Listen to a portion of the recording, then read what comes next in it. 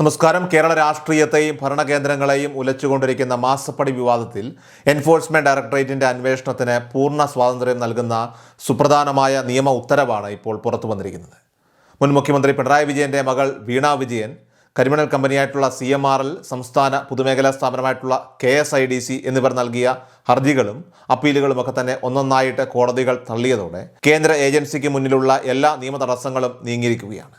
ഏറ്റവും ഒടുവിൽ കേരള ഹൈക്കോടതിയുടെ ഡിവിഷൻ ബെഞ്ചും അനുകൂല നിലപാട് സ്വീകരിച്ചതോടെ രാഷ്ട്രീയ പ്രതിരോധങ്ങൾ അപ്രസക്തമാക്കിക്കൊണ്ട് അതിശക്തമായ നടപടികളിലേക്ക് കടക്കാൻ ഇഡിക്ക് വഴി തുറന്നിരിക്കുകയാണ്. കേവലം ഒരു സാമ്പത്തിക ഇടപാട് എന്നതിനപ്പുറമായിട്ട് അധികാര ദുർവിനിയോഗവും കള്ളപ്പണം വെളുപ്പിക്കലും ഉൾപ്പെടെയുള്ള ഗുരുതരമായിട്ടുള്ള കുറ്റകൃത്യങ്ങളാണ് ഈ കേസിന്റെ പശ്ചാത്തലത്തിൽ കേന്ദ്ര ഏജൻസികൾ പരിശോധിക്കുന്നത്. ഹൈക്കോടതിയുടെ ഈ പുതിയ നിലപാട് അത് കേവലം ഈ ഒരു കേസിൽ മാത്രമല്ല, രാജ്യത്തെ കള്ളപ്പണ നിരോധന നിയമത്തിന്റെ പ്രയോഗത്തിൽ തന്നെ വലിയൊരു മാറ്റത്തിന് വഴിമരുന്നിട്ടിരിക്കുകയാണ്. ഈ വിധിയിലെ ഏറ്റവും വിപ്ലവകരവും അതോടൊപ്പം തന്നെ നിർണായകവുമായിട്ടുള്ള വശം അത് കള്ളപ്പണ കേസുകൾ അന്വേഷിക്കാൻ ഇഡിക്ക് പ്രാഥമികമായിട്ട് ഒരു FIR ആവശ്യമില്ല എന്ന ഹൈക്കോടതിയുടെ നിരീക്ഷണമാണ്. ഇതുവരെയുള്ള പൊതുവായിട്ടുള്ള നിയമധാരണ അനുസരിച്ച് പോലീസോ മറ്റ് കേന്ദ്ര അന്വേഷണ ഏജൻസികളോ ഒരു കേസിൽ പ്രഥമ വിവര റിപ്പോർട്ട് FIR രജിസ്റ്റർ ചെയ്താൽ മാത്രമേ അതിലെ സാമ്പത്തിക വശങ്ങളെക്കുറിച്ച് അന്വേഷിക്കാൻ ഇഡിക്ക് സാധിക്കുമായിരുന്നുള്ളൂ. എന്നാൽ ക്രിമിനൽ നടപടികളിലേക്ക് കടക്കാനും ഒരാളെ അറസ്റ്റ് ചെയ്യാനും മാത്രമേ FIR നിർബന്ധമുള്ളൂവെന്നും പ്രാഥമിക അന്വേഷണം നടത്തുന്നതിനും നോട്ടീസ് അയച്ച് ചോദ്യം ചെയ്യുന്നതിനും സ്വത്തുക്കൾ കണ്ടുകെട്ടുന്നതിനും ഇഡിക്ക് സ്വതന്ത്രമായിട്ടുള്ള അധികാരമുണ്ടെന്നുമാണ് ഡിവിഷൻ ബെഞ്ച് ഇപ്പോൾ വ്യക്തമാക്കിയിരിക്കുന്നത്. ഈ ഒരു സാങ്കേതിക അനുമതി ലഭിച്ചതോടെ ഡൽഹി ഹൈക്കോടതിയുടെ ചില താൽക്കാലിക സ്റ്റേ ഉത്തരവുകളെ മറികടന്ന് പൂർണ്ണമായ ആത്മവിശ്വാസത്തോടെ മുന്നോട്ട് പോകാൻ ഇഡിക്ക് സാധിക്കും. ഇതിൻ്റെ ആദ്യപടിയായി സീരിയസ് ഫ്രോഡ് ഇൻവെസ്റ്റിഗേഷൻ ഓഫീസ് ഇതുവരെ കണ്ടെത്തിയ സുപ്രധാന രേഖകളും അതോടൊപ്പം തന്നെ ഡിജിറ്റൽ തെളിവുകളും ഇഡി ഉദ്യോഗസ്ഥർ ഔദ്യോഗികമായിട്ട് കൈപ്പറ്റിക്കഴിഞ്ഞു. ഈ കേസിൻ്റെ ചരിത്രം പരിശോധിച്ചാൽ അന്വേഷണം എങ്ങനെയെങ്കിലും തടഞ്ഞു നിർത്താൻ അധികാര കേന്ദ്രങ്ങളും ബന്ധപ്പെട്ട കമ്പനികളും എത്രത്തോളം തീവ്രമായ ശ്രമങ്ങളാണ് നടത്തിയതെന്ന് വ്യക്തമാകും. CMRL കമ്പനിയും അതോടൊപ്പം തന്നെ വീണ വിജയൻ്റെ ഉടമസ്ഥതയിലുള്ള എക്സാലോജിക്കും കോടിക്കണക്കിന് രൂപ പൊതുപണം ചിലവഴിച്ച് സംസ്ഥാന സർക്കാരിൻ്റെ കീഴിലുള്ള KSIDCയും ഒരേ സമയം വിവിധ കോടതികളിൽ നിയമപോരാട്ടം നടത്തിയിരുന്നു. കേരള ഹൈക്കോടതി സിംഗിൾ ബെഞ്ചും ഡിവിഷൻ ബെഞ്ചും ഇവരുടെ അപേക്ഷകൾ നിരസിച്ചപ്പോൾ കർണാടക ഹൈക്കോടതിയെ സമീപിച്ച് അന്വേഷണം ആരോപിക്കാനായിരുന്നു എക്സാലോജിക്കിൻ്റെ ശ്രമം. എന്നാൽ അവിടെയും തിരിച്ചടി നേരിട്ടതോടെ ഡൽഹി ഹൈക്കോടതിയിൽ നിന്നും SFIO കുറ്റപത്രത്തിന്മേൽ താൽക്കാലിക സ്റ്റേ വാങ്ങിയെങ്കിലും ഇഡിയുടെ സ്വതന്ത്രമായിട്ടുള്ള കള്ളപ്പണ അന്വേഷണത്തെ തടയാൻ ആർക്കും സാധിച്ചില്ല.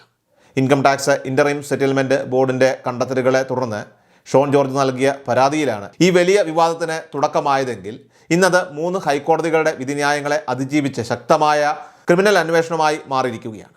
നിയമപരമായിട്ടുള്ള തടസ്സങ്ങൾ മാറിയ സാഹചര്യത്തിൽ മുൻ മുഖ്യമന്ത്രിയുടെ മകൾ വീണ വിജയന് വരും ദിവസങ്ങളിൽ തന്നെ ചോദ്യം ചെയ്യലിനായിട്ട് ഇഡി ഔദ്യോഗികമായിട്ട് സമൻസ് അയക്കുമെന്നാണ് വിശ്വസനീയമായിട്ടുള്ള കേന്ദ്രങ്ങളിൽ നിന്ന് ലഭിക്കുന്ന സൂചന. നോട്ടീസ് നൽകി വിളിപ്പിക്കുന്നതോടെ കേസിൻ്റെ ഗതി പൂർണ്ണമായിട്ട് മാറുമെന്നും തിങ്കളാഴ്ചയോടെ തന്നെ ഇതിനുള്ള നടപടികൾ ആരംഭിക്കുമെന്നും ഡൽഹിയിലെയും അതോടൊപ്പം തന്നെ കൊച്ചിയിലെയും ഉന്നത ഉദ്യോഗസ്ഥർ വ്യക്തമാക്കുന്നുണ്ട്.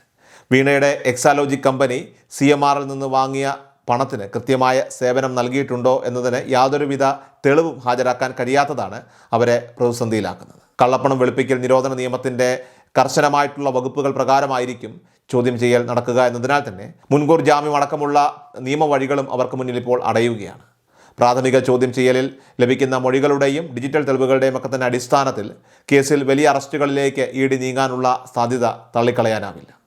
എന്നാൽ ഈ അന്വേഷണത്തിൻ്റെ അന്തിമ ലക്ഷ്യം അത് കേവലം വീണ വിജയനിൽ മാത്രം ഒതുങ്ങുന്നതല്ലെന്നും അതിൻ്റെ നിഴൽ മുൻ മുഖ്യമന്ത്രി പിണറായി വിജയനിലേക്ക് നേരിട്ട് നീളുകയാണെന്നും രാഷ്ട്രീയ നിരീക്ഷകർ വിലയിരുത്തുന്നു. പരാതിക്കാരനായ ഷോൺ ജോർജ് ഉന്നയിക്കുന്നത് പോലെ ഈ ഇടപാടിൽ മുൻ മുഖ്യമന്ത്രിയുടെ മകൾ ഒരു ഇടനിലക്കാരി മാത്രമാണെന്നും യഥാർത്ഥത്തിൽ അധികാരത്തിൻ്റെ സ്വാധീനം ഉപയോഗിച്ച് പിണറായി വിജയൻ തന്നെയാണ് ഇതിന് പിന്നിൽ പ്രവർത്തിച്ചതെന്നുമുള്ള ആരോപണമാണ് ഇഡി ഇപ്പോൾ പരിശോധിക്കുന്നത്.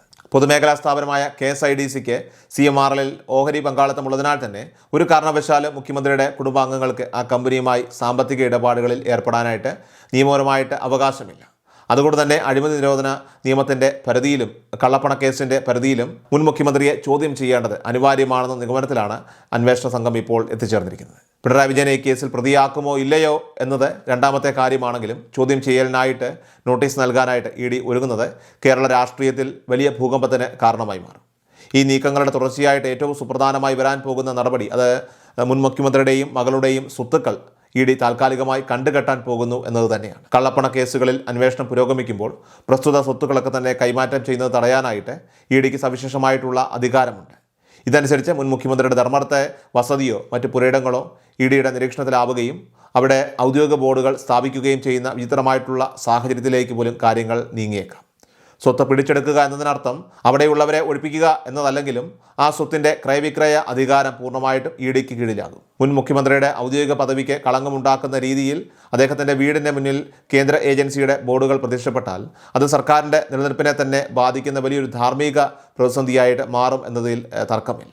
ഇപ്പോൾ പ്രതിപക്ഷ നേതാവ് എന്ന ഔദ്യോഗിക പദവിക്ക് കളങ്കമുണ്ടാക്കുന്ന രീതിയിൽ അദ്ദേഹത്തിൻ്റെ വീടിന് മുന്നിൽ കേന്ദ്ര ഏജൻസികളുടെയൊക്കെ തന്നെ ബോർഡുകൾ പ്രത്യക്ഷപ്പെട്ടാൽ അത് തീർച്ചയായിട്ടും പ്രതിപക്ഷത്തിൻ്റെ നിലനിൽപ്പിനെ തന്നെ ബാധിക്കുന്ന വലിയൊരു ധാർമ്മിക പ്രതിസന്ധിയായി മാറും എന്നതിൽ തർക്കമില്ല. അന്വേഷണം തീർച്ചയായിട്ടും പാർട്ടിയുടെയും അതോടൊപ്പം തന്നെ മുൻ സർക്കാരിൻ്റെ തലപ്പത്തേക്ക് നീങ്ങുമെന്ന് ഉറപ്പായതോടെ CPM തങ്ങളുടെ രാഷ്ട്രീയ തന്ത്രങ്ങളിൽ വലിയ മാറ്റം വരുത്തിയിരിക്കുകയാണ്.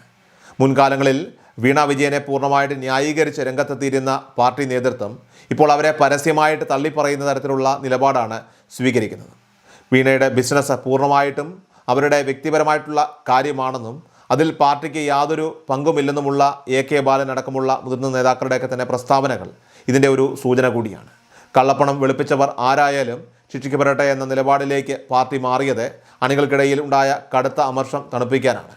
വീണയെ സംരക്ഷിക്കാൻ തെരുവിൽ ഇറങ്ങി കേസിൽപ്പെട്ട സാധാരണക്കാരായിട്ടുള്ള പാർട്ടി പ്രവർത്തകർ ഇപ്പോഴും ജാമ്യം കിട്ടാതെ ജയിലിൽ കഴിയുമ്പോൾ നേതാക്കൾ സുരക്ഷിതരായിരിക്കുന്നതിനെതിരെ പാർട്ടിക്കുള്ളിൽ തന്നെ ഇപ്പോൾ വലിയ രീതിയിലുള്ള ചോദ്യങ്ങൾ ഉയർന്നു തുടങ്ങിയിട്ടുണ്ട്. അതിനാൽ തന്നെ മുൻ മുഖ്യമന്ത്രിയെ സംരക്ഷിക്കാൻ അണികളെ വൈകാരികമായിട്ട് പ്രകോപിപ്പിക്കുകയും അതേസമയം മകളെ തന്ത്രപൂർവ്വം കൈവിടുകയും ചെയ്യുക എന്ന നയമാണ് പാർട്ടി ഇപ്പോൾ സ്വീകരിച്ചിരിക്കുന്നത്. അതേസമയം തിരുവനന്തപുരത്ത് വെച്ച് ED ഉദ്യോഗസ്ഥർക്ക് നേരെയുണ്ടായ കനത്ത പ്രതിഷേധങ്ങളെയും അതോടൊപ്പം തന്നെ കയ്യേറ്റ ശ്രമങ്ങളെയും ഒക്കെ തന്നെ അതീവ ഗൗരവത്തോടെയാണ് കേന്ദ്ര ആഭ്യന്തര മന്ത്രാലയവും ED ആസ്ഥാനവും ഇപ്പോൾ കാണുന്നത്.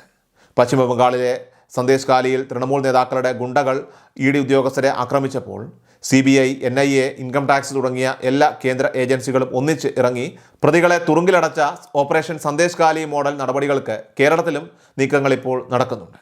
കേരളത്തിൽ ED ഉദ്യോഗസ്ഥരെ തടയാനായിട്ട് ശ്രമിച്ചവർ മാത്രമല്ല, അതിന് പിന്നിൽ പ്രവർത്തിച്ച ഉന്നത ഗൂഢാലോചനക്കാരെയും കൃത്യമായി കണ്ടെത്തി ജയിലിൽ അടയ്ക്കാനായിട്ട് പ്രത്യേക കേന്ദ്ര സംഘം രൂപീകരിച്ചിട്ടുണ്ട്. ഓപ്പറേഷൻ പിണറായി വാടക ഹൗസ് എന്ന് രാഷ്ട്രീയ അണിയറകളിലൊക്കെ തന്നെ വിശേഷിക്കപ്പെടുന്ന ഈ കർശനമായിട്ടുള്ള കേന്ദ്ര നീക്കം നടപ്പിലായാൽ അത് വരും ദിവസങ്ങളിൽ കേരളത്തിൻ്റെ ഭരണം പോലും നിശ്ചലമാകുന്ന രീതിയിലുള്ള വലിയ അറസ്റ്റുകൾക്കും നാടകീയമായിട്ടുള്ള രംഗങ്ങൾക്കുമായിരിക്കും സംസ്ഥാനം സാക്ഷ്യം വഹിക്കാനായിട്ട് പോകുന്നത്.